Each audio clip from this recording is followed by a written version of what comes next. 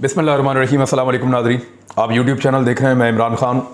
कुछ मसरूफियात की वजह से माज़रत चाहता हूँ कि ये वीलॉग आप तक लेट पहुँच रहा है, लेकिन डेवलपमेंट्स बहुत इंपॉर्टेंट हैं। मैंने कुछ बड़ी इंपॉर्टेंट खबरें भी जमा की हैं जो आपके साथ शेयर करूँगा मैं आने वाले वीलॉग्स के अंदर। मैंने हेलीकॉप्टर वाला मामला भी कहा था, वो पूरा अभी खोल के नेक्स्ट वीलॉग में आपको बताऊँगा। लेकिन पहले ये बड़ी डेवलपमेंट है, नेशनल सिक्योरिटी कमेटी की एक मीटिंग बुलाई थी मौजूदा हुकूमत ने। शहबाज शरीफ साहब उसको चेयर कर रहे थे। ज़रा थोड़ा सा इसको देख लें, मैं इसके कुछ हकायक आपके सामने रखने जा रहा हूँ।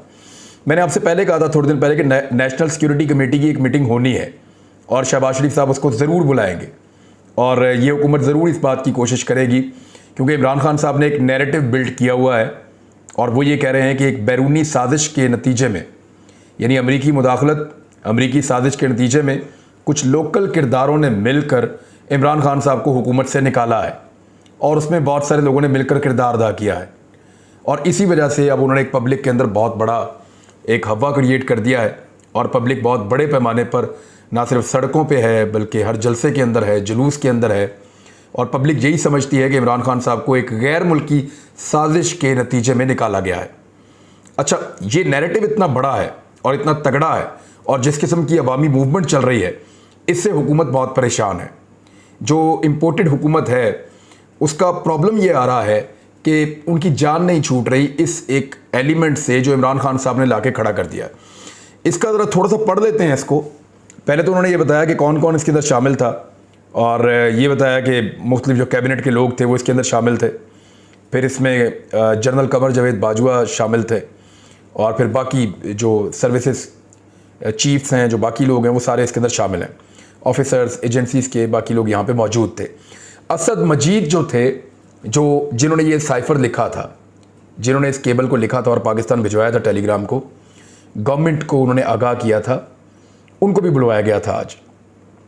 ARY पे ये रिपोर्ट हुआ और कुछ जगह पे, और मुबैना तौर पे ये कहा गया कि इस सफ़ीर के ऊपर दबाव डाला गया। ज़राए के हवाले से उन्होंने खबर दी है, बाद में उनको पैमरा का नोटिस भी आया, लेकिन ज़राए के हवाले से जब आप खबर देते हैं तो यू आर नॉट बाउंड कि आप अपने ज़राए कोट करें।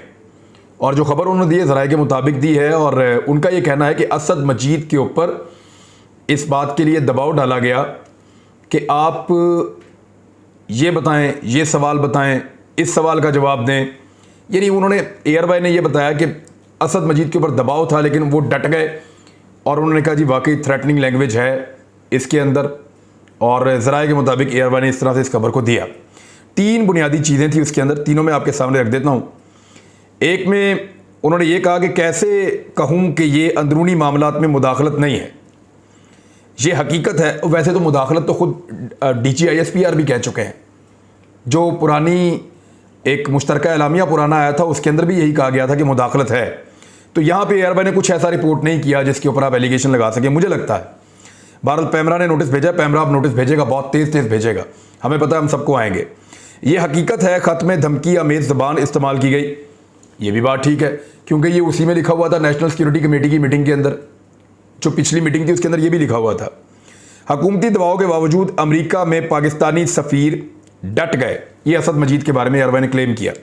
बहरहाल ARY अपना जवाब दे देगा, हम बात करते हैं इसकी तफसीलात के ऊपर। तो ये कहती क्या है जी, जो प्रेस रिलीज आई है, जो मुश्तरका एलामिया है, वो कहता है कि the national security committee discussed the Telegram received from the Pakistan embassy in Washington. इन्होंने डिस्कस किया जो वाशिंगटन से इनको टेलीग्राम आया था उसके बारे में। The former Pakistan ambassador to the United State briefed the committee on the context and content of his telegram. उन्होंने इसके जो कंटेंट था, जो इसके अंदर लिखा हुआ, उसके बारे में और जिस सिलसिले में ये मुलाकात हुई थी उसके बारे में आगाह किया। The national security committee after examining the contents of the communication reaffirmed the decision of the last national security committee meeting। अब ये एक ऐसा नुक्ता है जहां पे फंस गई हुकूमत। यानी हुकूमत को लगता था कि कुछ इसमें नया करके दिखाएंगे, वो कुछ ऐसा करेंगे जिससे इमरान खान का नैरेटिव सारा का सारा उलट जाएगा। लेकिन ये जो जुमला है ये इसके अंदर शामिल करना पड़ा और इस जुमले के अंदर ये लिखा हुआ है कि नेशनल सिक्योरिटी कमेटी जो थी, जो बैठी शहबाज शरीफ की ज़ेर सदारत, उसने जो पिछली मीटिंग हुई थी नेशनल सिक्योरिटी कमेटी की, जो इमरान खान साहब की ज़ेर सदारत हुई थी या वो उसको हेड कर रहे थे, उस कमेटी के अंदर जो फैसले किए गए थे उनको सेकंड किया। इस कमेटी ने यह कहा, शहबाज शरीफ की ज़ेर सदारत नेशनल सिक्योरिटी कमेटी ने कहा कि हम तौसीक करते हैं उन फैसलों की जो पिछली मरतबा इमरान खान की ज़ेर सदारत नेशनल सिक्योरिटी कमेटी की मीटिंग के अंदर फैसले हुए थे, या जो उसके अंदर फाइंडिंग्स थी, या जो उसका मुश्तरका एलामिया था, उसको इन्होंने सेकंड कर लिया। लेकिन इसके बाद वाला जो इंपॉर्टेंट है हिस्सा वो जरा आप देख लें। उन्होंने कहा कि the national security was again informed by the premier security agencies that they have found no evidence of any conspiracy. एजेंसियों ने वहां पे बताया कि उनको कोई ऐसी साजिश के सबूत नहीं मिले हैं। देयरफॉर यानी मुदाखलत तो साबित है, मुदाखलत की तो सारे बात कर रहे हैं, DGISPR भी कहकर गए हैं, लेकिन साजिश के बारे में कह रहे हैं कोई सबूत नहीं मिले हैं। देयरफॉर ताहम the national security committee after reviewing the content of the communication, the assessments received and the conclusion presented by the security agencies concludes that there has been no foreign conspiracy। उन्होंने कहा जी इन सारी चीज़ों को देखते हुए, जो एजेंसियों की रिपोर्टें उनको भी देखते हुए, जो बातचीत हुई उसको देखते हुए, जो कंटेंट है उसको देखते हुए, सारी चीज़ों को अपने मद्देनज़र रखते हुए जो हमारे सामने पेश की गई हैं, इस नतीजे पे पहुंचे कि कोई बैरूनी साजिश नहीं थी। ये चीज़ अब होगी क्लियर। उन्होंने कहा कोई बैरूनी साजिश नहीं थी, लेकिन ये नेशनल सिक्योरिटी कमेटी कह रही है। इसके ऊपर पाकिस्तान तहरीक इंसाफ ने कुछ बड़े इंपॉर्टेंट सवालात उठाए हैं। उन सवालात को सुने बगैर आप किसी नतीजे पर नहीं पहुंच सकते। वो सवालात मैं आपके सामने रख देता हूं और वो बहुत टेक्निकल सवालात हैं। देखिए, ये जो फोरम है या एजेंसीज हैं वो सिर्फ अपनी रिपोर्ट देती हैं। एजेंसीज फैसला नहीं दे सकती। फैसला जो है वो आपको अदालतें देती हैं, कोई कमीशन बनते हैं, उनकी रिपोर्टों के ऊपर फैसले होते हैं। एजेंसी सिर्फ रिपोर्टें देती हैं और बाद वक़्त एजेंसी के पास रिपोर्ट होती है, उसके बाद उसके सबूत नहीं होते। बहुत दफ़ा ऐसा होता है, बताते हैं फ़लाँ फ़लाँ को मिला, हमारे पास सबूत नहीं है लेकिन हमारे पास रिपोर्ट है। फ़लाँ आदमी ने फ़लाँ साजिश की, हमारे पास सबूत नहीं है लेकिन हमारे पास रिपोर्ट है। तो यहाँ पर सबूत तो मौजूद नहीं है और एजेंसी ये कह रही है, लेकिन इसके ऊपर तहकीकात होना बाकी है और वो तहकीकात की जाएंगी किसी ऐसे कमीशन के अंदर जिसको ये इख्तियार दिया जाएगा। पाकिस्तान तहरीक इंसाफ क्या कह रही है, जरा इसको सुन लें। उन्होंने कोई नुक्ते उठाए हैं। नंबर 1, उन्होंने ये कहा कि क्या ये हकीकत नहीं है कि ये जो दस्तावेज़ है ये रियासत पाकिस्तान के एक दूसरे मुल्क में जो नुमाइंदे मौजूद थे असद मजीद, उनके पैगाम पर मुश्तमिल है, जिसमें एक बाज़ाब्ता मुलाकात की तफसीलात मौजूद हैं। बिल्कुल, इससे इनकार नहीं किया जा सकता। दूसरा, उन्होंने पूछा क्या ये हकीकत नहीं है इस मुलाकात में तहरीक अदम एतमाद का जिक्र मौजूद है और पाकिस्तान की माफ़ी को इमरान खान के हटाए जाने के साथ मशरूत किया गया है। ख़ास तौर पर ये वो नुक्ता है जहां पे आके मामला फंस जाता है हमेशा, कि इस मुरासले के अंदर ये लिखा हुआ है, इससे कोई जान ही नहीं छुड़ा सकता कि आप इमरान खान को अगर निकाल देते हैं तो फिर आप पाकिस्तान को माफ़ कर देंगे, और अगर आप इमरान खान को तहरीक अदम एतमाद में नहीं निकलते वो, तो फिर चीज़ें आपके लिए बहुत मुश्किल हो जाएंगी। इसके नताइज जो हैं वो अच्छे नहीं निकलेंगे पाकिस्तान के लिए। अब ये जो धमकी है, इसका उन्होंने सवाल पूछा क्या ये उसके अंदर नहीं है, तो ये तो उसके अंदर मौजूद है, इससे कोई डिनाई नहीं कर रहा। तीसरा सवाल उन्होंने पूछा क्या कौमी सलामती कमेटी ने इसे पाकिस्तान के दाखिली मामलात में मुदाखलत करार नहीं दिया। बिल्कुल, कौमी सलामती कमेटी ने इसे पाकिस्तान के अंदरूनी मामले के अंदर मुदाखलत करार दिया था, और सफ़ीर जो है उसके मशवरे की रोशनी में उस मुल्क को एहतजाजी मुरासला, जिसको दिमार्श कहते हैं, देने का फैसला नहीं किया गया। बिल्कुल, वो भी किया गया था, और वो भी सफ़ीर के मशवरे के साथ ये किया गया था कि उस बैरूनी मुल्क को एक दिमार्श दिया जाए, क्योंकि उन्होंने पाकिस्तान के अंदरूनी मामले के अंदर मुदाखलत की है।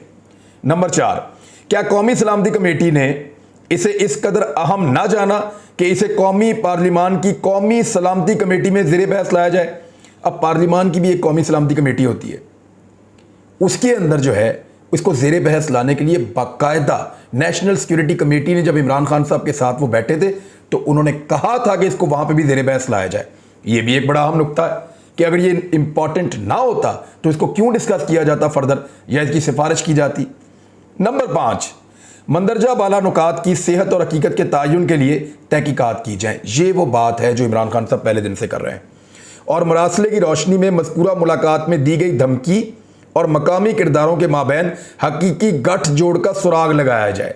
वो ये कह रहे हैं कि ये क्योंकि एक मुरासला आया, उसके अंदर एक ऐसी धमकी आमेज चीज़ मौजूद थी, उसकी ज़बान भी ठीक नहीं थी, और वो पाकिस्तान के अंदरूनी मामले में मुदाखलत भी थी। इस सारे को जोड़ के देखा जाए जो भी इमरान खान के खिलाफ हुआ, और इन चीज़ों का सुराग लगाया जाए कि इनका आपस में लिंक क्या है, ये इमरान खान सब डिमांड कर रहे हैं। फिर वो कहते हैं छठे नुक्ते में कि इस मकसद के लिए एक मखसूस मुल्क के सफारतकारों की खसूसी तौर पर हिज़्ब इख्तिलाफ, यानी एक मुल्क है उसके सफारतकार या उसका जो सफारती अमला है वो अपोजिशन के लोगों से मिल रहे हैं और पाकिस्तान तहरीक इंसाफ के मुनहरिफ अरकान के साथ मिल रहे हैं। ये जो मुलाकातें हैं इनकी तफसीलात की छानबीन करके कड़ियाँ मिलानी होंगी आपको।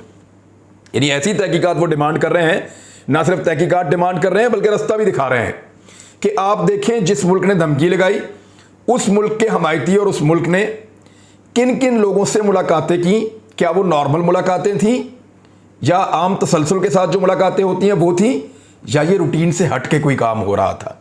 ये बड़ा इंपॉर्टेंट क्वेश्चन है।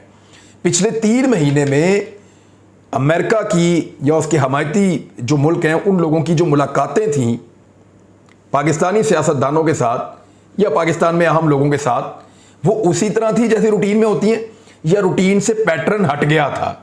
इसका एक चार्ट बन सकता है, पता चल सकता है कि रूटीन में ये चार्ट ऐसे चल रहा है, अचानक ये चार्ट ऐसे हो गया ऊपर, आपको पता चल जाता है, अंधे को समझ आ जाती है, बच्चा बना सकता है। तो ये इसको देखना पड़ेगा कि सब कुछ रूटीन में चल रहा था या रूटीन से हटकर चल रहा था।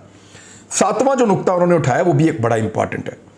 उन्होंने कहा जो तफ्तीश करने वाले हैं ना या तहकीक करने वाले हैं, कौमी सलामती कमेटी के इजलास में मौजूद जो शुरका इस वक्त इस कौमी कमेटी जो इस वक्त शहबाज शरीफ साहब के साथ मौजूद हैं, उनमें से हर एक के ख्यालात की छानबीन करें, हर एक से जो है वो इंक्वायरी की जाए, सबके बयानात लिए जाएं, जब भी मुख्तलिफ किरदारों के हकीकी अज़ाइम और उनके बाहमी ताल्लुकात की नौइयत का पता चलेगा और वाज़े हो जाएगा। पीटीआई ने जो मुतालबा बड़ा किया ना, वो मुतालबा ये है कि अदालती कमीशन की कार्रवाई मुकम्मल तौर पर ओपन होनी चाहिए। एक तो अदालती कमीशन बनाए, ओपन कार्रवाई करें, लोग आके बैठ के सुने। इस ज़मन में किसी बंद कमरा या खुफिया कार्रवाई की गुंजाइश है ना, उसे कबूल किया जाएगा पीटीआई की जानिब से। तो एक तो ये हुआ कि कहानी शुरू हुई थी पीएमएलएन की वहाँ से, जहाँ उन्होंने कहा कोई ख़त है ही नहीं, कागज़ का एक टुकड़ा ऐसी उसने लहरा दिया। फिर कहानी में ट्विस्ट आया, उन्होंने कहा जी ये ख़त तो है लेकिन वो उसने खुद लिखवाया, फरमाइशी ख़त है। फिर उन्होंने कहा जी कि ये ड्राफ्ट खुद ही करके ले आए, बयानात इनके बदलते गए। फिर बाद में इन्होंने कहा नहीं ख़त है लेकिन ये मुदाखलत है, साजिश नहीं है। और अब ये कह रहे हैं कि कोई बैरूनी साजिश साबित नहीं हुई। शहबाज शरीफ साहब इसमें मैक्सिमम यही कर सकते थे, जो मेरी अंडरस्टैंडिंग है, इससे ज़्यादा वो कुछ और कर नहीं सकते। बतौर वज़ीर आज़म वो नेशनल सिक्योरिटी कमेटी की मीटिंग बुला सकते थे और उसमें से ये जुमला डाल सकते थे कि बैरूनी साजिश नहीं मिली, वो उन्होंने डाल दिया। अब वो ये नहीं कर सकते कि ये कहलवा दें किसी तरह कि ये बैरूनी मुदाखलत भी नहीं थी, या ये कहलवा दें कि ये खत ही झूठा था। बकौल एयरवाई के तो ये है ना कि दबाव डालने की भी कोशिश की, सारा कुछ किया लेकिन कुछ निकला नहीं। लेकिन जो हकीकत है वो यही है कि इससे ज़्यादा मेरे एनालिसिस में शहबाज शरीफ साहब मज़ीद कुछ नहीं कर सकते इस लेटर के मामले में। अब यही है कि अगर तहरीक इंसाफ को आपने डैमेज करना है तो आप ओपन अदालती कमीशन के अंदर इसकी तहकीकात करवा लें और वहाँ से ये फैसला करवा लें कि इमरान खान झूठ बोल रहे हैं, कोई बैरूनी साजिश नहीं मिली। लेकिन उसमें होगा क्या?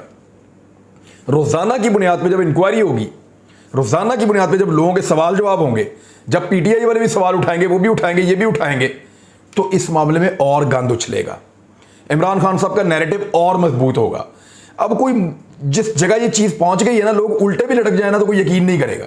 सबको ये लगता है पाकिस्तान में, आप जिसको मिले बाहर जाके, वो कहते हैं अमेरिकी साजिश में इमरान खान को निकाल दिया पकड़ के।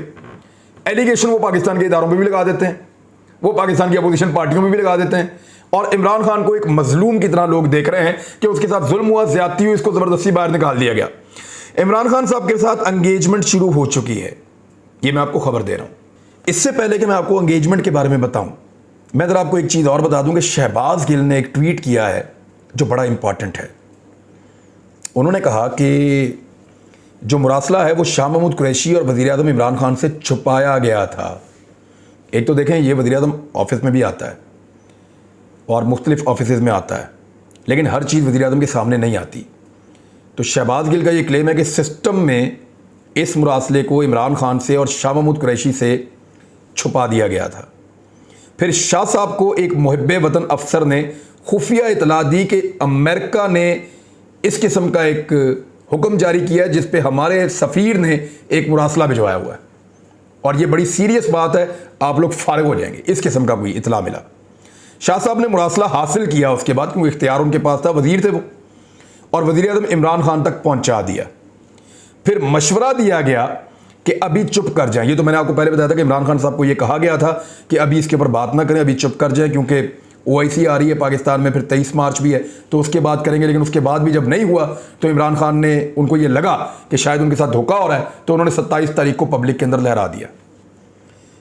तो इमरान खान साहब इस पर बात ना करें, बार बार कहा गया मुरासले का जिक्र ना करें। अब तो हो गया है और सबके लिए दर्द सर बन गया है। लेकिन इमरान खान साहब के साथ, उनकी जमात के साथ एंगेजमेंट शुरू कर दी गई है। कुछ चीज़ों पे इमरान खान साहब ने साफ इनकार किया है।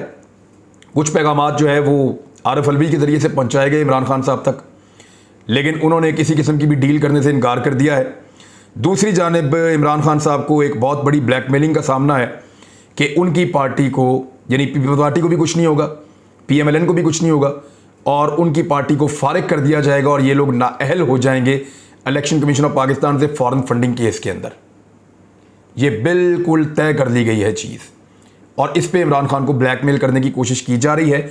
इमरान खान इस पर भी ब्लैकमेल नहीं हो रहा है, और वो ये कह रहे हैं कि मैं तहरीक चलाऊंगा और पूरी तहरीक चलाऊंगा और पाकिस्तान में इलेक्शन करवाऊंगा भी और इलेक्शन लड़ूंगा भी। अब इदारों के लिए एक बड़ी मुश्किल सूरत हाल है कि वो कैसे इस सारी सूरत हाल में कुछ ऐसा मैनेज करें कि कम से कम बजट तो पास हो जाए। अगर पाकिस्तान में बजट पास नहीं होता तो एक बहुत बड़ा क्यास पैदा हो जाएगा। आगे मामलात कैसे चलेंगे, इस पे बहुत सारे दिमाग काम कर रहे हैं।